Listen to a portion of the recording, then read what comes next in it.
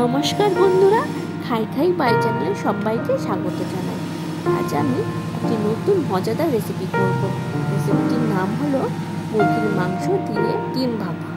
তো প্রথমে একটা বাটিতে 4-5টা ডিম ভেঙে নিয়ে এটাকে খুব ভালো মতন ফেটিয়ে নেব।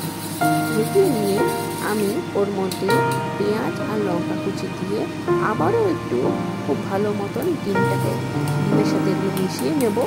মিশিয়ে নিয়ে তার মধ্যে টমেটো আর ক্যাপসিকাম কুচিটা দিয়ে আবার একটু ভালো মতন মিশিয়ে নেব। তোমরা চাইলে এটার মধ্যে আরও অনেক কিছু অ্যাড করতে পারো, মশলা বা একটুখানি সুইট কর্ন দিতে পারো বা গাজর কুচি করে দিতে পারো গ্রেট করে। তো তার মধ্যে আমি দেওয়ার পরে ছোটো ছোটো মুরগির মাংস ওটাকে কিমা করে রেখেছিলাম, ছোটো ছোটো ছোটো ছোটো পিস করে, কিমাও নয় জাস্ট ছোটো ছোটো পিস করে সেটা দিয়ে দেবো। তার মধ্যে দেবো একটু নুন আর একটু জিরে গুঁড়ো আর কাশ্মীরি রেড চিলি পাউডার দিয়ে ভালো মতন সবগুলো ভালো মতন একটু মিশিয়ে দেবো। তার মধ্যে ওর মধ্যে দিয়ে দেবো অল্প শাহি গরম মশলা, যাতে একটু ডিমের আর মাংসের যে একটা আঁচটে গন্ধ বেরোয় সেটা যেন না থাকে। তারপরে একটু মেশানোর পরে আমি এরকম একটা ট্রে নিয়ে সেটার মধ্যে একটু ভালো মতন অয়েল চারিদিকে একটু ব্রাশ করে নেবো, কারণ এই ট্রেটার মধ্যে তো আমি ডিমের গোলাটা দিয়ে ভাপে বসাবো, তাই। তারপরে ওর মধ্যে সাইডে সরিয়ে রাখবো ব্রাশ করে। তো তারপরে এই ডিমের গোলাতে আমি উপর থেকে একটু চিজ গ্রেট করে দিয়েছি। চিজ গ্রেট করে দিলে খেতে আরও খুব সুন্দর লাগবে, তোমরা দিয়ে দেখো, খুব ভালো লাগবে। তারপরে গোলার মিশ্রণটা আমি ওই ব্রাশিং যে ট্রেটা করলাম সেটার মধ্যে দিয়ে ঢেলে দিই। তারপর উপর থেকে আগে একটু চিজ আমি গ্রেট করে দিলাম। তারপরে আগের থেকে আমি গামলাতে একটু জল বসিয়ে রেখেছিলাম গরমের জন্য, আর একটা স্ট্যান্ড বসিয়ে দিয়েছিলাম। ওর মধ্যে আমি এই যে ডিমের গোলার মিশ্রণটা ওটা দিয়ে আমি তার উপর দিক দিয়ে একটা এরকম একটা থালা, স্টিলের থালা দিয়ে এই গামলার মুখটা ঢেকে রেখে দেবো। তোমাদের কাছে যদি স্টিমার থাকে তোমরা ওটাতেও করতে পারো।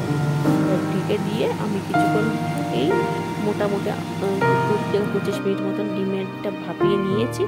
দেখো আমার ডিম ভাপা রেডি হয়ে গেছে। এই যে উপরে দেখছো এটা চিজটা গলে গলে রয়েছে। তো আমি একটা একটু করে পিস আমি এখান থেকে ছুরি দিয়ে কেটে দেখো কত সুন্দর হয়েছে। ছুরি দিয়ে কেটে আমি এটাকে তুলে নেব। তোমরা চাইলে এই অবস্থাতেও তোমরা ঝোলের কারি করে রান্না করে খেতে পারো বা এমনিতেও তোমরা খেতে পারো।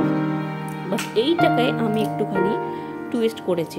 এইটাকেই আমি একটু বেসন নিয়েছি 4 থেকে 5 টেবিল চামচের মতন, তার সাথে 2 থেকে 3 টেবিল চামচের মতো সুজি নিলাম, আর তার মধ্যে একটু নুন দিয়ে একটু হলুদ দিয়ে খুব ভালোভাবে এটাকে মিশিয়ে নিয়ে শুকনোটাকে, তারপরে ওটার সাথে আমি জল দিয়ে এরকম একটা ঘনত্বতে ব্যাটার রেডি করি।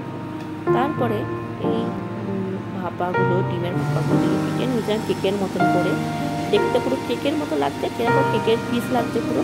তো কেকের এই ডিমের এই ভাপাগুলো পিসগুলো একটা করে এর মধ্যে কোট করে বেসনের গোলায় চুবিয়ে নিয়ে আমি হালকা মতন ভেজে নেবো, শ্যালো ফ্রাই করে তুলে নেবো। বেশ এই পিট করে আমি একটা করে দিয়ে আটার সময় গ্যাসটাকে তোমরা মিডিয়াম টু লোয়ে রাখবে।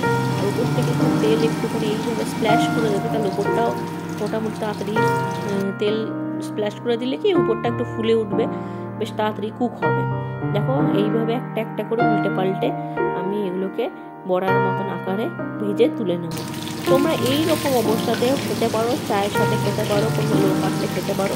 আমাকে জানিও কেমন